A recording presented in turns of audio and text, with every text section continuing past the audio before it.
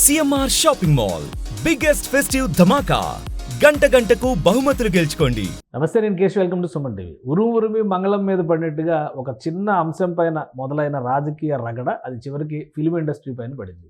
Film ఇండస్ట్రీలో కీలకమైనటువంటి ఒక కుటుంబాన్ని కించపరిచే స్థాయిలో రాజకీయ నేతలు చేసినటువంటి వ్యాఖ్యలతో ఇండస్ట్రీ కూడా ఇప్పుడు ఉలికిపాటుకు గురైంది. ఇండస్ట్రీ మొత్తం ముక్తకంఠంతో వీటిని ఖండించేటువంటి ప్రయత్నం చేస్తుంది. వెంటనే ఈ రాజకీయ దుమారానికి కారణమైనటువంటి మంత్రి కొండా సురేఖ కూడా తన వ్యాఖ్యల్ని ఉపసంహరించుకుంటున్నట్టుగా ప్రకటించారు.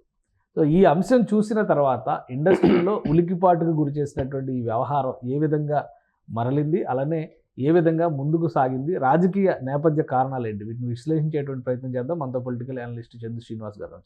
నమస్కారం. నమస్కారం. కొండా సురేఖ గారు చేసినటువంటి వ్యాఖ్యలు ఒక దగ్గర మొదలయ్యి అది చుట్టూ తిరిగి వేరే అంశాలలోకి వెళ్ళినటువంటి పరిస్థితి ఉంది. ఇప్పుడు ఆమె వ్యాఖ్యలను ఉపసంహరించుకున్నారు. సో మొత్తం సమస్య పోయినట్టుగానే మనం భావించవచ్చా? అంటే ఇప్పుడే సమస్య నట్టేమీ అనిపించలా. ఎందుకంటే ఆమె చెప్పింది ఏంటంటే నన్ను వ్యక్తిగతంగా దూషించారు, సోషల్ మీడియాలో ట్రోల్ చేశారు. నాకంటే ముందు సీతక్క మంత్రిగా ఉన్నప్పుడు ఆమెని ట్రోల్ చేశారు. కాబట్టి నేను ఆవేశంలో ఆ సందర్భంగా అనాల్సింది కాదు. నాకు ఎవరైతే ఉన్నారో ఎలిగేషన్స్ పెట్టిన పాయింట్లో ఒక హీరోయిన్ను, ఆమె నాకు స్ఫూర్తి అని చెప్పేసి నేను అన్న మాటలు విత్డ్రా చేసుకున్నాను అన్నారే. కానీ కేటీఆర్ విషయంలో ఆమె వెనక తగ్గట్లేదు. కేటీఆర్ కూడా లీగల్ నోటీసులు ఇస్తున్నారు. లీగల్ నోటీస్ ఇస్తే దానికి కూడా నేను స్పందిస్తాను, అన్నిటికీ కూడా మా దగ్గర ఉన్నాయని చెప్పేసి వాళ్ళు గట్టిగానే ఉన్నారు. ఇల్లే కాకుండా జగ్గారెడ్డి కూడా పూర్తి సపోర్ట్గా ఉన్నారు. అదేవిధంగా అందరూ కూడా, అంటే యావత్ ఈ ప్రభుత్వం ఏదైతే ఉందో దాని పట్ల ఆమెని పట్ల కేటీఆర్ ఒక మహిళల పట్ల మాట్లాడిన తీరును మాత్రం పూర్తిగా ప్రభుత్వం బాసటగా నిలిచింది. కాకపోతే ఇప్పుడు ఏదైతే ఈ ప్రదేశ్ కాంగ్రెస్ అధ్యక్షుడు గౌడ్ గారు ఉన్నారో, ఆయన ఇది పెద్దది కాకముందే దీన్ని పరిష్కరించడానికి ఆయన నడుము బిగించబట్టే రాత్రి ఆమె ట్వీట్ చేసి ఆమె అన్న మాటలు విత్డ్రా చేసుకుంది సినిమా ఇండస్ట్రీ పట్ల. ఓకే, ఒకటే కేశవ్ గారు, సినిమా ఇండస్ట్రీ రాజకీయాలు వేరు అంటారు వీళ్ళు. సినిమా నుంచి అందరూ చెప్పిన మాట అదే, రాజకీయాలతో ఇండస్ట్రీని ముడిపెట్టొద్దు, మీ రాజకీయాల కోసం ఇండస్ట్రీలో ఉన్న వాళ్ళ వ్యక్తిగత జీవితాల పైన దాడులు చేయొద్దు, ఇట్లాంటి మాటలు చెప్పొద్దు. ఇవన్నీ అందరూ ఆల్మోస్ట్ జూనియర్ ఎన్టీఆర్, చిరంజీవి గారు, అందరూ కూడా, నాని, అల్లు అర్జున్ మొత్తం అందరూ ట్వీట్లు చేశారు. ప్రకాష్ రాజ్ కూడా. సో మొత్తం అందరూ కూడా రియాక్ట్ అయ్యారు. ఇండస్ట్రీ అంతా ఒకటైందా ఈ ఇష్యూతో? ఇండస్ట్రీలో ఉన్న ఐక్యత బయటకు వచ్చిందా? అంటే ఐక్యత ఇది ఓకే, మంచిదే, పరిణామమే. మరి అదే చిరంజీవి గారి ఫ్యామిలీ పట్ల నగరాన్ని నడివొడ్డున హైదరాబాద్లో ఉన్న ప్రెస్ క్లబ్లో ఒక ప్రభుత్వ ముఖ్యమంత్రి కోసం బాహాటంగా విమర్శించిన ఒక క్యారెక్టర్ ఆర్టిస్టు పోసాని కృష్ణమురళి చివరికి చిరంజీవి ఫ్యామిలీని ఎవరిని తల్లిని వదలకుండా అనరాని మాటలు అన్నప్పుడు మరి ఇండస్ట్రీ ఎవ్వరూ ముందుకు రాలేదే. కానీ వాళ్ళ విఘ్నతతో ఈరోజు చిరంజీవి గారు ముందుకు వచ్చి ఇది తప్పు, ఇది కరెక్ట్ కాదని చెప్పి వాళ్ళు వచ్చారు. అది వాళ్ళ మెగా ఫ్యామిలీ యొక్క విఘ్నత. మరి వాళ్ళ చిరంజీవిని వదిలిపెట్టలా, పవన్ కళ్యాణ్ని వదిలిపెట్టలా, 4 పెళ్ళి చివరికి వాళ్ళ బిడ్డల్ని కూడా వదిలిపెట్టలా, భార్యని వదిలిపెట్టలా, ఇన్ని రకాల మాటలన్న ఆ క్యారెక్టర్ ఆర్టిస్ట్ పోసాని కృష్ణమురళి పట్ల ఎందుకు ఈ ఇండస్ట్రీ స్పందించలే? సరే, ఆనాడు పోసాని పట్ల అన్న మాటలు స్పందించరు అంటే ఒక నాగార్జున గారికి విషయంలోనే స్పందిస్తారా? ఇండస్ట్రీలో ఎవరైనా ఒకటే కదా. అదే సమయంలో ఈ రోజున ప్రకాష్ రాజ్ గారు మాట్లాడి హిందువుల మనోభావాలు దెబ్బతీసే విధంగా పంగనామాలనే మాట్లాడి ఒక స్టేజ్ దాటిపోయి మాట్లాడినప్పుడు మరి ప్రకాష్ రాజ్ విషయంలో ఎందుకు ఇంత ఈ విధంగా స్పందించారు? ఇండస్ట్రీని రిస్ట్రిక్ట్ చేసేవాళ్ళు, కంట్రోల్ చేసేవాళ్ళు, నియంత్రించేవాళ్ళు ఎవరు లేరా? ఈ మాటలు కేవలం ఒక మహిళ, ఒక హీరోయిన్ పట్ల జరిగినటువంటి వ్యాఖ్యానాలపైన రియాక్షన్గా దీన్ని మనం చూడాలా, మిగతా వాటికి వీటికి సంబంధం లేదా? అంటే ఇప్పుడు ఏదైనా ఒకటే కదా సార్, ఒక మహిళ అంటే ఇండస్ట్రీ ఇప్పుడు రాజకీయాలు వేరు, సినిమాలు వేరు అని వీళ్ళు అనుకుంటున్నారు. మరి వీళ్ళు ఇబ్బందులు ఉన్నప్పుడు సినిమా పరిశ్రమ అంతా టికెట్ 150 రూపాయల నుంచి 10 రూపాయలకి, 15 రూపాయలకి గత ముఖ్యమంత్రి తగ్గించినప్పుడు ఈ ప్రాధాయపడటానికి వెళ్ళినప్పుడు ఇండస్ట్రీ మొత్తం చిరంజీవి పెద్దదాకా వెళ్ళాడు కదా, ఆయన అసలు పట్టినట్టుగా వివరించాడు కదా. మరి అదే విషయంలో మీ సినిమాలు ఆడాలంటే, మీ ఇండస్ట్రీ బతుకు బాగుండాలంటే, మీ 24 క్రాఫ్ట్స్ బాగుండాలంటే, వేలాది మందికి ఎంప్లాయ్మెంట్ కావాలంటే మరి అదే ఆంధ్రప్రదేశ్ ప్రభుత్వంలో ఉప ముఖ్యమంత్రి దగ్గరికి ఎలా వెళ్ళారు సార్? ఇండస్ట్రీ అవసరం అయ్యేసరికి ఐక్యత, పవన్ కళ్యాణ్ చిరంజీవి విషయాలు వచ్చేసరికి ఎవరికి వారు ఉండదు. అదే ఇక్కడ దౌర్భాగ్య పరిస్థితి ఏంటంటే ఇండస్ట్రీ కోసం బాగుపడి, ఇండస్ట్రీ కోసం 24 క్రాఫ్ట్స్కి ఉపయోగపడి, కరోనా టైంలో వాళ్ళకి 6 నెలల పాటు నిత్యావసర వస్తువులు ఇచ్చి, రెమిడిసిన్ ఇంజెక్షన్స్ ఇచ్చిన మెగా ఫ్యామిలీకి ఏదన్నా అంటే మాత్రం వీళ్ళు ఎవరు స్పందించరు. ఒక నాగార్జున గారి విషయంలో ఈ రోజున ఆ విషయం వచ్చేదానికి మొత్తం ఇండస్ట్రీ అంతా స్పందిస్తుంది. అప్పుడు ఏమయ్యారు వీళ్ళంతా? మరి ఇప్పుడు ఇండస్ట్రీ బాగు కోసం మీ సినిమాలు 1000 కోట్లు పెట్టి తీసుకుంటే ఇన్ని షోలు కావాలని చెప్పేసి పర్మిషన్ కోసం నైట్ 1 గంట పర్మిషన్ కోసం ఆంధ్రప్రదేశ్ ప్రభుత్వాన్ని అడుగుతారు. వాళ్ళు ఏమంటే జీవోలు రిలీజ్ చేయాలా? పవన్ కళ్యాణ్ గారు మాత్రం మిమ్మల్ని అందరూ సాధారణంగా ఆహ్వానించి యాజ్ ఎ డిప్యూటీ సీఎంగా సినిమా ఫోటోగ్రఫీగా కూడా కందుల దుర్గేష్ గారు ఉంది కాబట్టి మీకు రాయితీలు కల్పించాలా? అప్పుడు మాత్రం మీ అవసరానికి మాత్రం మెగా ఫ్యామిలీ కావాలి. మొన్న కూడా ఆయన క్యారెక్టర్ ఆర్టిస్ట్ పోసాని కృష్ణమురళి గారు ఈ లడ్డు వ్యవహారంలో కూడా ఆయన కామెంట్స్ చేస్తాడు. ఆల్రెడీ అది కూడా నడుస్తుంది. కానీ అది రాజకీయ కోణంలో చూసే అంశం, ఇది వ్యక్తిగతమైన గౌరవాన్ని కించపరిచేటువంటి అంశం. అంటే రెండింటి మధ్య తేడా లేదంటారా? ఇక్కడ నేను రెండు ఒకటే అంటాను సార్. మరి ఇప్పుడు వ్యక్తి రాజకీయాల్లో సినిమాల్లో మరి సినిమాలు మాత్రం మీరు తీయొచ్చు 1000 కోట్లు పెట్టి, మీకు షోలు వేయడానికి 1 వీక్ మాత్రం పెంచుకోవడానికి అవకాశం ఇవ్వచ్చు. ప్రజలే సినిమా చూసేవాడే పోతాడు, ఇక్కడ డబ్బు ఆడి కదా. అంతేగా, ప్రభుత్వం పర్మిషన్ ఇస్తుంది, మీరు బెనిఫిట్ అవుతారు, వారంలో కలెక్షన్స్ వస్తాయి. అప్పుడు మాత్రం మీరు ఈ నటులు కావాలా? మిగతా సమయంలో ఉన్నాడు నటుల పట్ల దుర్భాషలు అన్నప్పుడు, 4 పెళ్ళిళ్ళు అన్నప్పుడు, ప్యాకేజ్ స్టార్ అన్నప్పుడు, మ్యారేజ్ స్టార్ అన్నప్పుడు, ఆడపిల్లలను మోసం చేస్తారని చెప్పి అన్నప్పుడు ఈ ఇండస్ట్రీ ఏమైంది? మీకు బాగోగులు నాగార్జున పట్ల ఉన్నంత సానుకూలత మెగా ఫ్యామిలీ పట్ల లేదంటారా ఇండస్ట్రీలో? లేదు కదా సార్. ఇప్పుడు తన దాకా వస్తే ఉదాహరణగా చూడలేం కదా సార్. ఇప్పటి నుంచి కాదు సార్, చాలా సంవత్సరాల నుంచి, దశాబ్దాల నుంచి జరుగుతుంది ఇది. ఎందుకు ఇట్లా జరుగుతుంది? ఇది కరెక్ట్ కాదు కదా. ఎవరైనా rule is rule, rule for all అన్నట్టు ఉండాలా? మీకు అవసరానికి వచ్చేటప్పుడే వీళ్ళు మెగా ఫ్యామిలీ పెద్ద దిక్కుగా ఉండాలి, ఏదైనా స్పందించాలి. ఇప్పుడు సినిమాల్లో వస్తే ఇప్పుడు 4 కోట్ల రూపాయలు ఆంధ్రప్రదేశ్ ప్రభుత్వానికి ఇచ్చాడు, తెలంగాణకు 1 కోటి రూపాయలు చెప్పి 6 కోట్లు ఇవ్వాలి, మెగా ఫ్యామిలీ మొత్తం 8.5 కోట్లు ఎక్కువ ఇవ్వాలి. మీరెవరు రూపాయి తీరు. ఇక్కడ హీరోయిన్లు ఎవరు రూపాయి తీయకపోతే మీరేం మాట్లాడు? ఆమె ఎవరో నాగల్ల అమ్మాయి, తెలంగాణ బిడ్డ, అక్కడ 4 లక్షలు ఇక్కడ 4 లక్షలు ఏదో ఇచ్చింది. మిగతా హీరోయిన్లు ఎవరు ఇవ్వలేదు కదా, ఎవరు స్పందించరు దీనికి.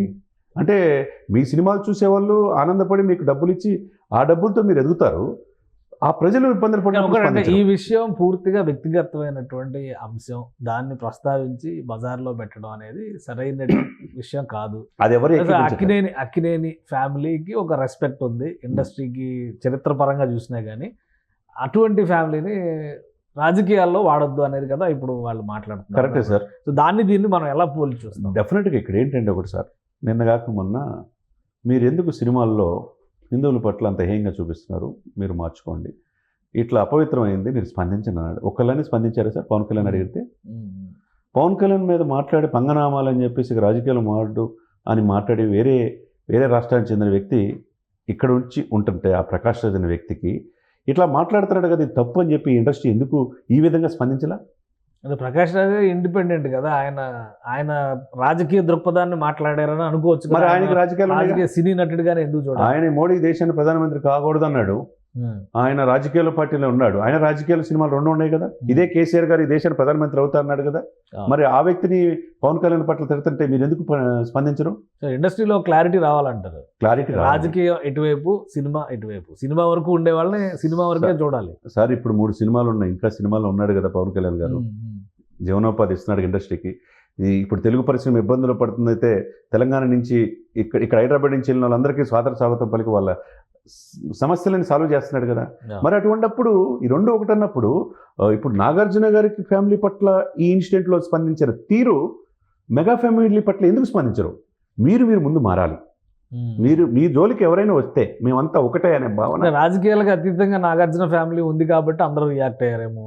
చిరంజీవి గారు ఫ్యామిలీ అంటే చిరంజీవి గారు కాకపోయినా కానీ పవన్ కళ్యాణ్ గారు ఒక పార్టీతో అసోసియేట్ అయ్యారు, ఇప్పుడు ఒక కూటమికి కీలకమైనటువంటి నాయకత్వం వహిస్తున్నాడు కాబట్టి ఆయన పట్ల రాజకీయ దృక్పథంలోనే చూస్తున్నారేమో. ఇండస్ట్రీకి ఏమీ చేయని జగన్మోహన్ రెడ్డి గారి పట్ల ఎందుకు మీరంత భయమా?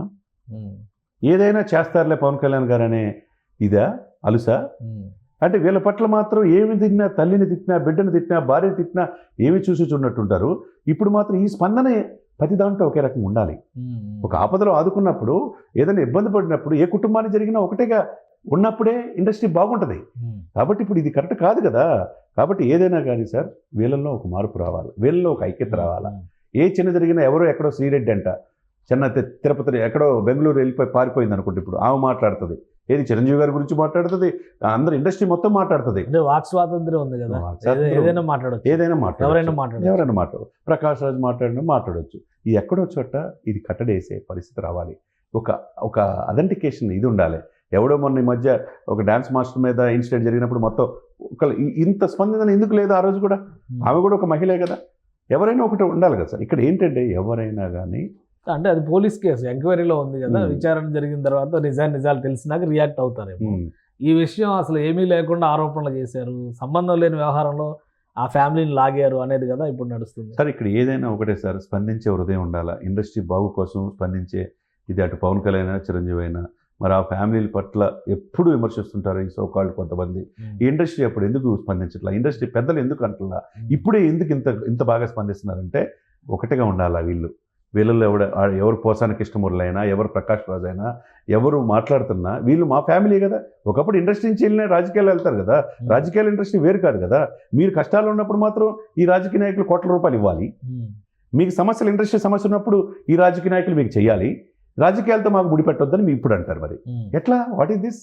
అంటే ఇప్పుడు ఈ ఇన్సిడెంట్ తర్వాత ఇండస్ట్రీలో ఒక ఐక్యత వచ్చింది కాబట్టి వీళ్ళందరూ ఒకటిగా నిలబడే అవకాశం ఉండొచ్చా? పవన్ కళ్యాణ్ గారి విషయంలో కూడా ఒకవేళ వ్యక్తిగత విమర్శలకు ఎవరైనా డెఫినెట్గా ఉండాలి.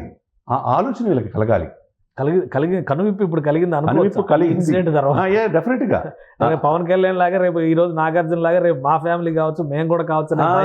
కేశవ్ గారు పర్ఫెక్ట్గా చెప్పారు. ఇప్పుడు వీళ్ళది రేపు ఇంకొకరిని ఆయన అంటారు. వీళ్ళు ఈ సోకాల్డ్ వ్యక్తులు ఈ నోరు ఉంది కానీ ఇష్టం వచ్చినట్టు మాట్లాడతారు. ఎక్కడో చోట కట్టడేయాలంటే మీరంతా ఒకటిగా ఉండాలి, మీరంతా సంఘటితంగా ఉండాలి. మీ ఫ్యామిలీ జోలికి ఎవరైనా వస్తే మేము ఉన్నామనే ఆ ఇది మీకు ఉండాలి.